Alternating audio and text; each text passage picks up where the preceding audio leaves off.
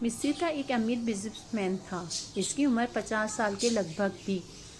ایک دن اس کو دل میں تکلیف کا احساس ہوا اور جب اس نے قاہرہ کے سب سے بڑے اسپتال میں اپنا علاج کرایا تو انہوں نے معذرت کرتے ہوئے اس سے یورپ جانے کا کہا. یورپ میں تمام ٹیسٹ مکمل کرنے کے بعد وہاں کے ڈاکٹر نے اسے بتایا کہ تم صرف چند دن کے مہمان ہو کیونکہ تمہارا دل کام کرنا چھوڑ رہا ہے.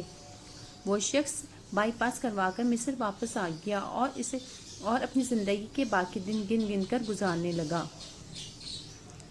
ایک دن وہ ایک دکان سے گوشت خرید رہا تھا جب اس نے دیکھا کہ ایک عورت کسائی کے پھینکے ہوئے چربی کے ٹکڑوں کو جمع کر رہی ہے. اس شخص نے عورت سے پوچھا تم اسے کیوں جمع کر رہی ہو؟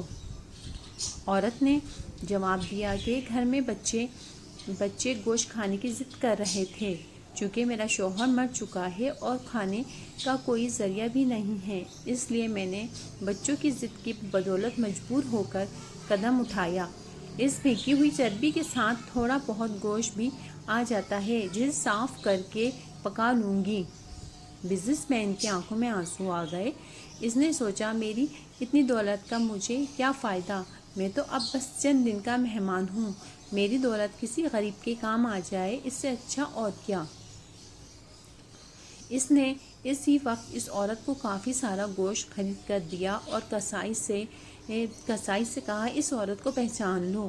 یہ جب بھی آئے اور جتنا بھی گوشت مانگے اسے دے دینا اور پیسے مجھ سے لے لینا. اس واقعے کے بعد وہ شخص اپنے روزمرہ کے معاملات میں مصروف ہو گیا.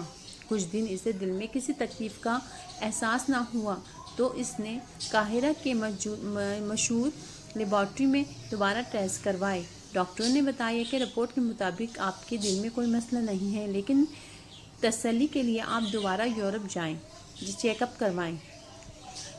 وہ شخص دوبارہ یورپ گیا اور وہاں ٹیسٹ کرائے. رپورٹ کے مطابق اس کے دل میں کوئی خرابی سرے سے تھی ہی نہیں. ڈاکٹر حیران رہ گئے اور اسے پوچھا کہ آپ نے ایسا کیا کھایا کہ آپ کی بیماری جڑ سے ختم ہو گئی.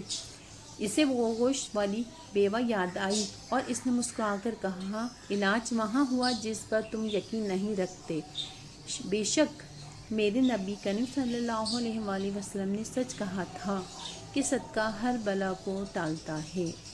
لائک کیجئے، سبسکرائب کیجئے اور شیئر کیجئے ہماری اسٹوریز کو.